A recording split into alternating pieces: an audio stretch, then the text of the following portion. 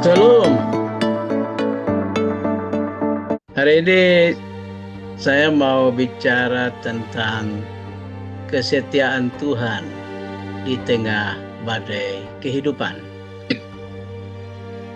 Berdasarkan Injil Matius 14 ayat 22 sampai 33. Di Danau Galilea, badai sering datang tiba-tiba.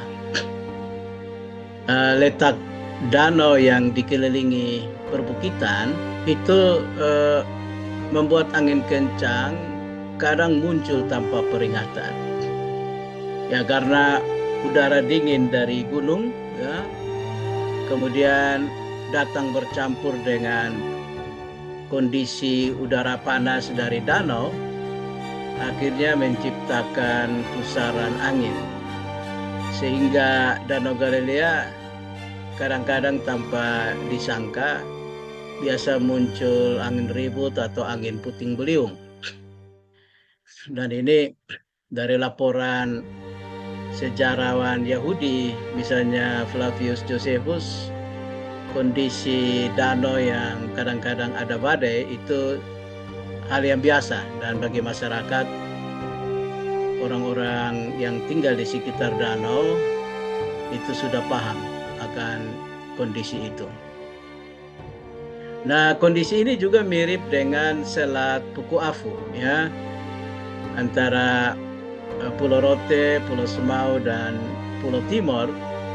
Itu ada Selat Puku Afu, dan kapal-kapal yang melintas dan berlayar di Selat Puku Afu juga harus waspada karena biasanya gelombang tinggi, apalagi kalau misalnya pada musim hujan, ya, mulai November, Desember, Januari, Februari, itu kapal-kapal harus waspada kalau melewati Selat Puku Afu, karena akan ada gelombang yang besar, ya, badai yang bisa datang. Dan memang di Selat Puku Afu sendiri seringkali menelan korban, ya, banyak kapal kecil yang tenggelam, bahkan juga kapal besar seperti kapal feri pernah tenggelam dan banyak korban jiwa. Nah, ini kondisi Selat Puku Afu ini kadang-kadang ada badai-badai kecil, ya. Saya dan istri cukup lama melayani di Rote, ya, hampir 9 tahun, ya, hampir 10 tahun lebih kami melayani di Rote. Dan setiap kali kalau mau menyeberang laut, ya, menuju Kupang atau dari Kupang menuju Rote, itu kita harus lewat Selat Puku Afu, dan entah dengan kapal feri atau kapal cepat. Dan biasanya untuk menghindar dari gelombang dan nanti menimbulkan mabuk, saya biasanya ajak istri dan 2 anak. Waktu itu kami baru punya anak 2 orang, Stanley dan Natalia.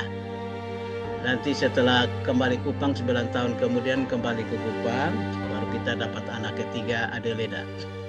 Nah, biasanya naik kapal itu kami langsung tidur, ya, langsung tidur. Pokoknya tiap kali selama 9 tahun itu kalau pergi dari Rote ke Kupang atau sebaliknya pulang dari Kupang ke Rote, kita begitu naik feri atau kapal cepat kita cari tempat dan tidur. Dan pernah ada jemaat yang bertanya, mengapa Bapak Pendeta dan keluarga selalu tidur di kapal? Tiap kali naik feri atau kapal cepat kita lihat kok tidur. Saya menjawab sambil tersenyum, kami hanya mencontohi Tuhan Yesus, ya. Begitu Tuhan Yesus naik perahu, dia juga tidur, bahkan tidur pulas, tidur nyenyak. Nanti kalau ada bahaya baru Tuhan Yesus dibangunkan. Nah, kami juga tidur selama jemaat belum bangunkan, berarti pelayarannya aman-aman saja. Ya, saudara, memang dalam hidup kita juga manusia pasti melewati gelombang-gelombang kehidupan.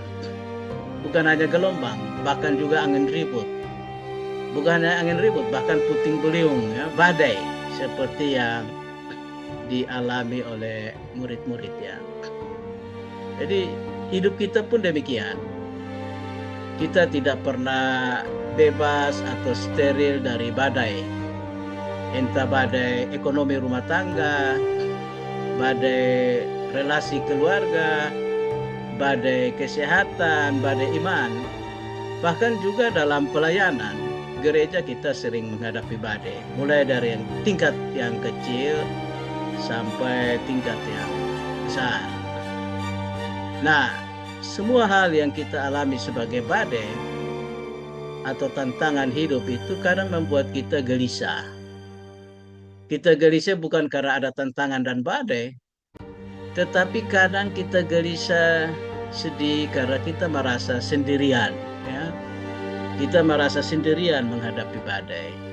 Para murid juga ketika dengan ketaatan, ketika Tuhan Yesus perintah pergilah bertolak ke seberang, mereka taat dan ikut. Tapi ketaatan mereka itu tidak berarti tidak bebas dari masalah. Justru mereka taat tapi mereka tetap menghadapi masalah, badai yang mereka hadapi. Nah, ini juga tentu membuat mereka gelisah. Nah, di saat-saat yang kritis dan susah, Tuhan Yesus justru menampakkan diri dan hadir dalam kehidupan murid-murid. Tuhan Yesus berjalan di atas air, ya, dalam cerita Injil Matius pasal 14 ayat 22 dan seterusnya. Di sini Tuhan Yesus mau menegaskan satu kebenaran penting.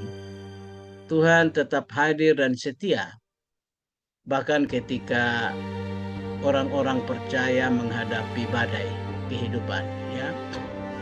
Bahkan kehadiran Yesus juga tak disangka-sangka, ya. Tuhan Yesus hadir pada jam 3 ya subuh itu, ya, hadir jam 3 subuh itu. Jam 3 subuh itu biasa jam-jam di mana manusia merasa lelah, ya. Kalau dia tidur paling nyenyak. Dan kalau pencuri datang congkel pintu juga mungkin tuan rumah tidak tahu karena itu dalam kondisi nyenyak dan tidur, ya. Ya, Tuhan Yesus justru datang pada waktu itu, ya, pada waktu di mana manusia sudah tidak berdaya, kelelahan yang luar biasa, mengantuk yang luar biasa. Jadi kehadiran Yesus itu membuat murid-murid takut, ya. Mereka sudah menghadapi masalah dan seperti melihat hantu lagi karena dini hari, jam 3 dini hari. Tapi di situ Yesus katakan, tenang, ini aku hadir untuk kalian. Dan Tuhan Yesus menunjukkan kuasanya dengan berjalan di atas air. Nah, yang menarik, Petrus ketika melihat Tuhan Yesus dan fokus pada Tuhan Yesus, dia juga bisa berjalan, ya, di atas air. Mujizat berjalan di atas air juga sempat dialami oleh Petrus. Namun itu tak lama ketika arah mata pandangan Petrus mulai beralih, ya, oleh karena dia memandang pada gelombang laut, angin yang bertiup, lalu perhatiannya pada Yesus kemudian terbagi, maka dia jatuh ke dalam air, ya. Jadi kita juga orang percaya begitu. Ketika fokus kita kepada Kristus, ya, kita tidak lagi ikuti Kristus yang baik, arah dan pikiran kita, hidup kita tidak mengarah pada Kristus, maka kita bisa jatuh, ya. Jatuh seperti Petrus, ya, karena kita tidak fokus, ya. Jadi saudara, tapi di saat kita jatuh pun Tuhan Yesus hadir dan mengelurkan tangan. Jadi ketika Petrus bilang, Tuhan tolonglah saya, ya, Tuhan Yesus mengelurkan tangannya, menarik kembali Petrus, ya, dan mereka naik ke perahu. Jadi Tuhan Yesus menyuruh murid-murid ketika bertolak ke seberang, dan murid-murid taat. Mereka taat, tetapi badai tetap datang, ya. Jadi ketaatan kita kepada Tuhan, kepada Allah, kepada Kristus ini tidak otomatis kita bebas dari masalah, ya. Tidak otomatis kita luput dari beban-beban hidup, tantangan hidup, badai kehidupan, ya. Tapi Tuhan mengizinkan kita mengalami badai-badai kehidupan. Supaya apa? Supaya iman kita makin kuat.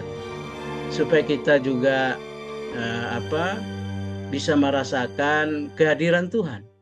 Dan ketika kita merasakan Tuhan hadir, Tuhan menolong kita seperti murid-murid, ya, kita memuliakan Tuhan, ya, mengakui iman bahwa Tuhan Yesus adalah Anak Allah, juru selamat kita, ya.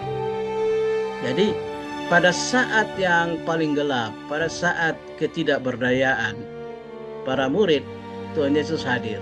Ya, Tuhan Yesus datang dan berkata, terang, ini aku, ego eimi, ya, inilah aku, jangan takut. Ia tidak selalu menenangkan badai terlebih dahulu, tetapi ia hadir tepat waktu. Dan Tuhan hadir bukan menurut jadwal dan waktu kita, tapi dia hadir menurut jadwal dan waktu Tuhan sendiri. Ya, jadi kadang kita berdoa, Tuhan tolonglah saya, Tuhan hadir dalam hidup saya, Tuhan pimpin, tapi mungkin doa kita belum terjawab. Jawaban Tuhan sesuai dengan waktu Tuhan. Saudara, Petrus berani melangkah dan berjalan di atas air awalnya, tapi imannya goyah, ya, dan dia jatuh.